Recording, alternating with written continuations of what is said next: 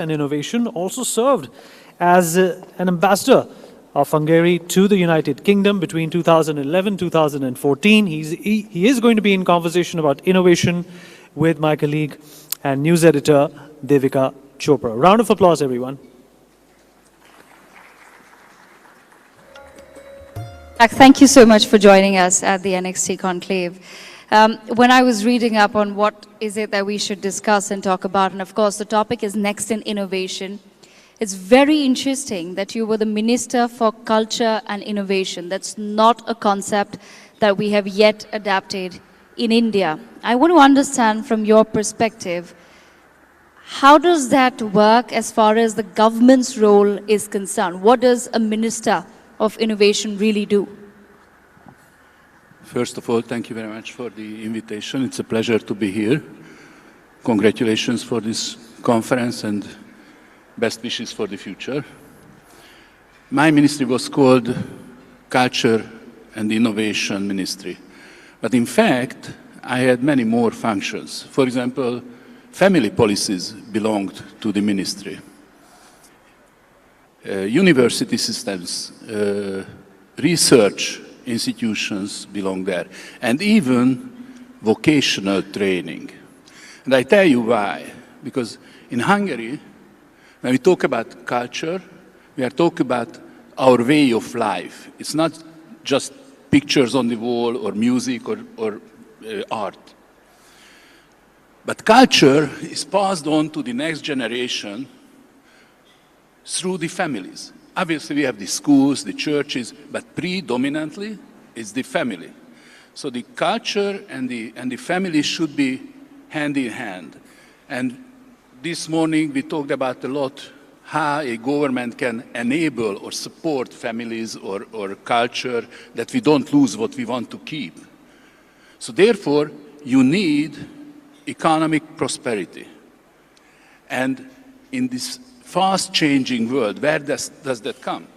From the education, from universities, where from the young people can go to corporate life, research life, university life, because through those people, through the elite, can the resources and the assets of a country be mobilized, and therefore produce added value, economic added value, which in turn is required to support your families and culture. So this is an angelic circle. And the government in Hungary decided that we have to have this holistic view represented in a portfolio in the government. And because in my life I worked in each and every field, I have 4 kids, 8 grandchildren, so I'm familiar with the family to start with. That's such an interesting perspective, because you say that at the core of culture in Hungary is family and family values. And basis that comes the idea that innovation is critical, because that will lead to economic prosperity, which in turn helps and supports families across Hungary. That's such a brilliant concept, and you've put it out so simply for our audiences to understand. I also want to just know from you then, what exactly does the job entail? How do you go about it when we talk about a ministry of innovation? What sort of innovation are you looking at? And I'll come to what next in innovation, but I want to understand what so far would you say have been some of the biggest success stories? I think the role of a government is to facilitate what a government can do. The government can provide money to support ideas, infrastructure, or regulation. And the wise governments, in my opinion, build on the strengths, the existing strengths, what a country has. Last year,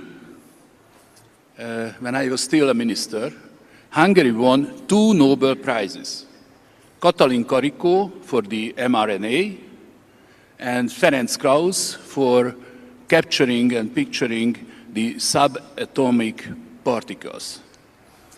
Well, they've been working on their field for 40 years or so, But it was my time when they got the Nobel Prize, so I take the credit for that.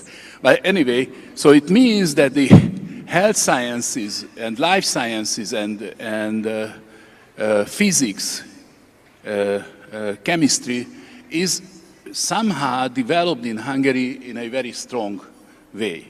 So when first we started to think about how to improve our ecosystem in innovation, we said that we select 3 focus areas. One is digital transformation. And it starts with, Hungary is full of very smart mathematicians, starts with deep mathematics, which is the heart of AI, quantum, you name it. Then green transformation is no question, but in the green we mean not only energy, but water, agrarian issues and those things. And last but not least is I would call it the health questions, aging, longevity, pandemics, and these kind of things. So we decided as a government that we will focus our efforts, our money, our infrastructure development, and our regulation to help this ecosystem. And the good thing was that the higher education belonged to me. Today, Hungary has a very strong manufacturing platform. American companies, Chinese companies, German companies, French companies are all there and manufacturing high-tech products. To support that, obviously, we need talents, engineers and researchers. And in the Hungarian higher education system, some 13% of the students are already foreign students. That's in the top 15 countries in the world, out of the, say, UN 200 countries. While Hungary's size is 95th in population or territory. So we are punching above our weight. But our goal is that by 2030, we will increase this number to 20% plus. Because if you want to develop a strong manufacturing base, you have to have a knowledge base. You have to nurture and develop those engineers and those experts who will be able to work there. Not necessarily just on research. The research ecosystem is important. What we did, that all government money, any penny that is spent on innovation, will be spent on projects where clearly demonstrated that there is a cooperation, association between the corporate sector, research institutes, and universities. Because the university students should see corporate guys walking on the corridors and researchers. MIT in Boston was made based on that idea. So this, focusing on fields, focusing the money to follow the policies, and I would say over the years, and obviously my predecessors, this is a new ministry, but there was Ministry for Innovation, the number of patents, publications grew significantly. So there is a response. We are far away. Just to give you some European numbers, in Europe, the best innovators spend some 3% of their GDP on innovation. Yes. 2/3 of that usually comes from the private sector, 1/3 from the government. But and in Hungary, we are at around 1.5%. But the very interesting indicator that in Europe, in the best countries like the Netherlands, Austria, and others, they have some 1,000 researchers per 1 million inhabitants. Oh, wow, okay. 1,000 per 1 million inhabitants. We are 2/3 of way through that. Because most probably you know, ideas happen not when you sit alone at the dinner table, but when you mingle with your colleagues at the printing machine or the coffee shop, because you trigger each other's thoughts.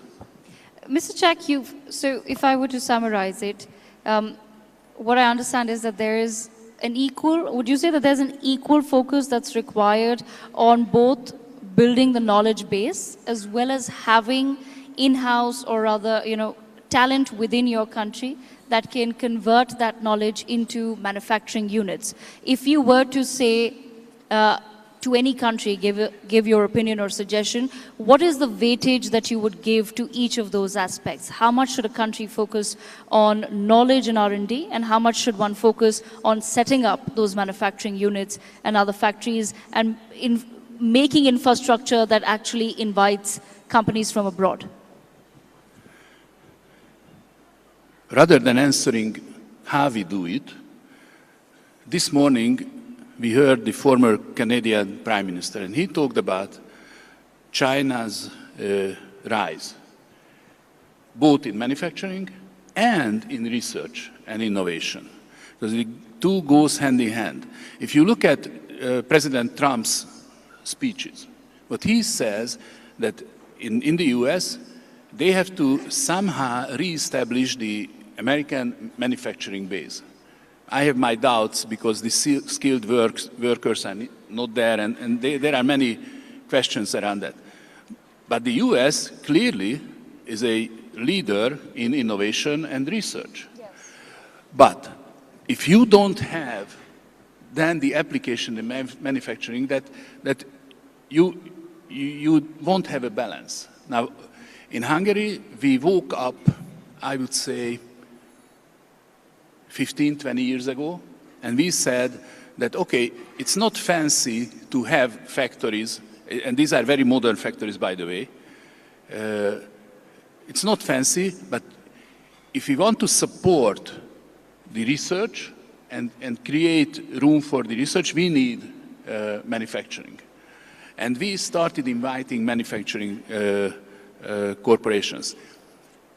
There are only, I would say, 3-4 countries in Europe where the manufacturing as a percentage of the GDP is above 20%.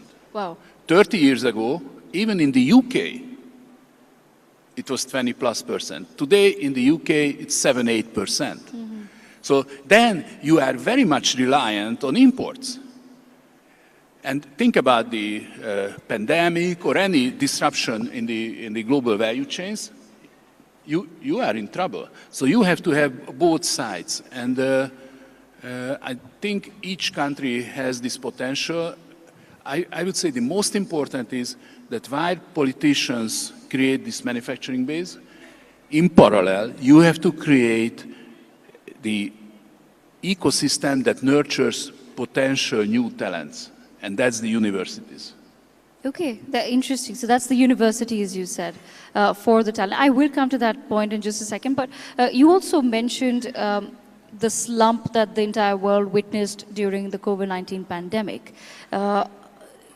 In a way, all of humanity was together fighting that pandemic. I want to understand from your perspective, you raised an important statistic about manufacturing as part of as percentage of the GDP, and how it was 20+% many years back. However, it's come down. Do you feel that was the reason why several European nations have actually been facing the economic slump ever since COVID-19 happened, because they didn't give enough emphasis to both the pillars, as you've mentioned, to manufacturing as well as knowledge and R&D? There were several factors. For example, in Germany, the problem was that the Mittelstand, the mid-sized corporations, the next generation or the third generation is not interested. So they are selling, and most probably the buyers just buy the market and shut down the thing. I think the most critical issue was that in Europe, many people fell in love with the green transition. Yeah. Yes. So that meant that manufacturing, and from the US as well, manufacturing went to China and other places. But if you think about in China, the energy production, I would say 80% is from coal. Pretty dirty. While in Europe, it's natural gas or nuclear or that kind of stuff. So when we relocated the manufacturing, we actually worsened the global atmosphere. So, and plus the social problems that local people lost their jobs, tax revenue dropped. So there is a chain of reaction or effect in it. I think we are in India, and we Hungarians, we came from Asia, and we are very proud of that. We think about kind of balances, and each country has to have his or own balance. And India is a special case because you are at this stage of your development where you can make decisions. Yes. And you have the economic growth to support the government to create an innovation and culture ministry and focus on creating the potential, both in manufacturing and in education, higher education in particular. Very interesting, and I want you to help elaborate on that aspect as well. So what role do you think India would perhaps play as far as innovation is concerned in the coming decade, in your experience or in your understanding of where India stands today? I think the most important thing is association, corporations, research institutes, universities, and governments. But now, thanks God, we are not living in a world where each country is a closed entity. India is in the best position because you have many people who studied in the UK, Europe. We have many Indian students in Hungary as well, US. So I think India is uniquely positioned to be a center of global cooperation. In Singapore, for example, the National University of Singapore 15 years ago or so established a new institute called CREATE. And that was an institute which the role is to invite world-class universities to Singapore to work together with Singaporean researchers. Okay. So Stanford and Munich Technology University and others are there. And that's where you can play a role. I visited Bangalore, the Technical University and the Indian Institute of Advanced Studies. You have huge potential and you have the people who understand the world. Now the question is whether you can bring projects here. Mm-hmm. And you can bring people to live here to see for themselves. For example, I, as a minister, I established kind of scholarships. 3 to 5 years, you can bring your whole family to Hungary and work together with Hungarian researchers, and not only Hungarian researchers, and corporations. Again, association, ecosystem. So, Ms. Csak, we were earlier discussing about this aspect of collaboration, and we were talking about innovation for humanity as a whole. You've elaborated on India's role, but if you were to advise the Indian government a little bit more on what would it possibly take to take that collaboration forward, what would your advice be?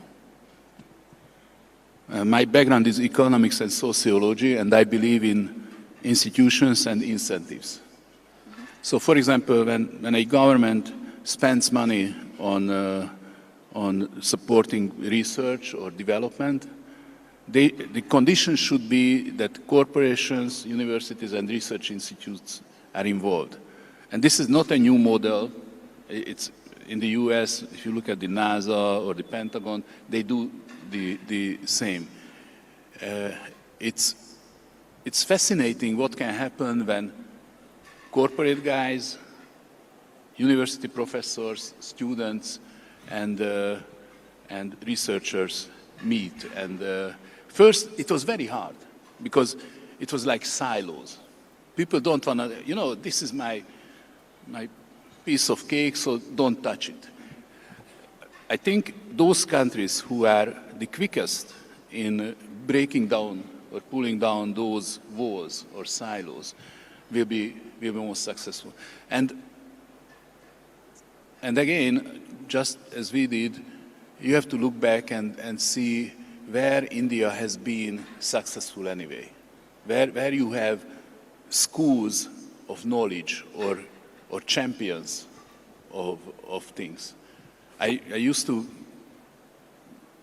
work with Tata Group, Jamshedpur, you know, that's Yes. a 150 years old story. And what a story. In 2000, the company was $10 billion market cap, and now 100 plus. So the whole world is for you. Yes. Mr. Csak, you also raised a very pertinent point earlier when you gave the example of moving the manufacturing hubs to China, where initially the idea was to focus on green energy, but the whole point of green energy is to obviously not then expend electricity which is based on coal. How does then the world, or how does Hungary perhaps strike the balance between in this sort of a situation where you definitely want to innovate, but you end up in a situation where the innovation, as you mentioned, could possibly be hampering the world more? How does one strike that balance? I don't think that there is an answer for that, because luckily these developments happen based upon the actions of many countries and many people. In case of China, back in the 1970s, when Kissinger and Richard Nixon opened up China through the WTO joining China and recently, what happened that China first was obviously a copycat. And then as they successfully elevated the poor parts of this society, there was a growing domestic demand. And by size, it was very lucrative. So therefore, Chinese entrepreneurs started producing in the digital sphere to the cars and anything in between. And now, what you see that many Western companies, Buick, Volkswagen, BMW, they are not competitive on the Chinese market. BYD and the others are coming, and Huawei. And the Chinese did an interesting thing, because they, while, for example, in the US, the AI and the digital products were focused rather on the household consumption, your phones and the apps on it. And for example, for the big American companies, 80% of the revenue comes from that market, Meta and others. In China, 80% comes from corporate markets, which means automation. We are lagging behind. There is a Swedish company, Ericsson. Ericsson established only 4 years ago a task force, a global task force for corporate solutions of 5G and automation. So we are lagging behind in terms of thinking. But in my opinion, competition is good because it wakes you up.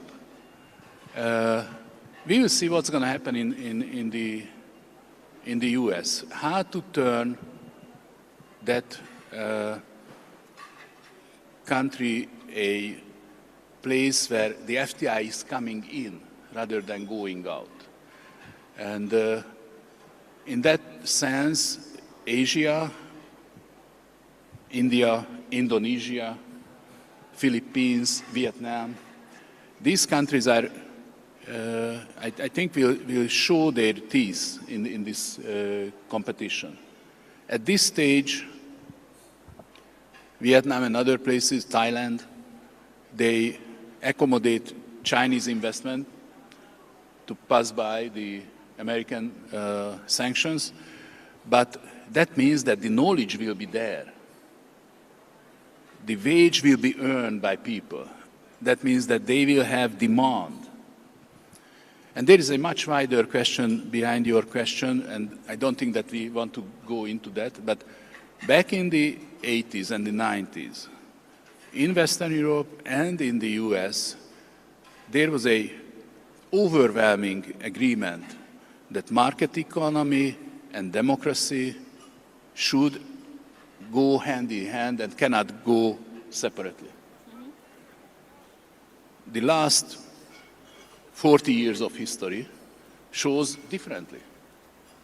So the social sciences are lagging far behind in terms of understanding how come and how far a market economy can work within a non-democratic, in our sense, non-democratic system. And the best example is the China-India rivalry. Huge countries, huge population. Let's see. Mr. Csak, I also want to understand from your perspective, when you talk about some ambitions that have been laid down by President Donald Trump for the United States of America, where a huge part of the Make America Great Again campaign is to make sure that the jobs remain in America and with Americans, and to make sure that that there is an equality in terms of the tariffs that are being imposed on other countries. Do you really think that America will be able to achieve that under President Donald Trump's leadership? That's the billion-dollar question. But if you look at the fact that a increased portion of the Latino, Hispanic society voted for President Trump, means that those people are first, maximum second or third generation. They want to work. And I believe in the wisdom of the constituency. If they believed that President Trump can deliver, and if they, and I know that they are very hard worker. First on the plantation, but second in the schools or in the army, and then in the manufacturing jobs. I am pretty hopeful, not for Hungary, for the world. Because over the last 250 years, next year will be the 250th anniversary of the establishment of the United States.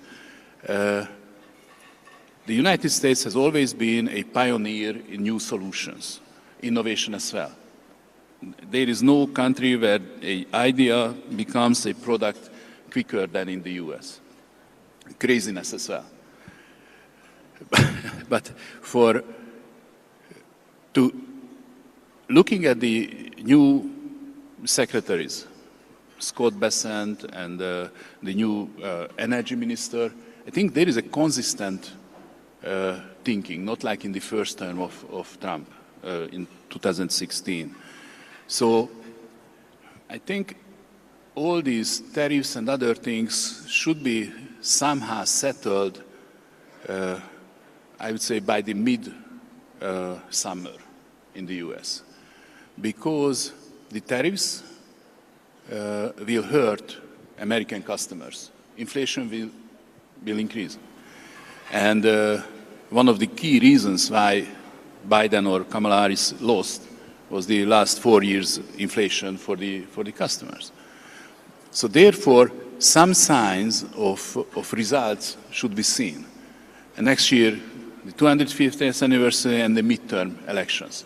So the period is pretty short, and the credibility is hard to win, but very easy to lose. Yes. And I think they are pretty focused. Mr. Csak, my last question to you. I want to understand from you, you also raised earlier the point that for innovation to be for humanity, it is important for collaboration, and you gave examples of how Hungary is achieving that by creating universities, by inviting foreign students, by inviting people, innovators and their families to come live in Hungary and to collaborate with other researchers as well. But in today's political climate globally, where there is a lot of debate, discussion, question on whether jobs should stay with the natives of a certain land and whether people from outside should be allowed, what sort of jobs those people will be doing. I just want to understand from your perspective, do you feel that somewhere the current political climate could in a way hamper or impact innovation and innovative collaboration?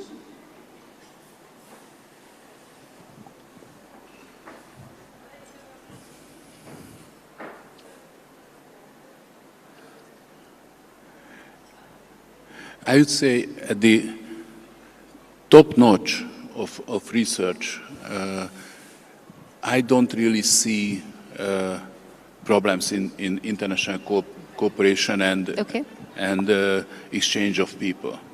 The question will be, where will be the demarcation, and whether geographically or fields.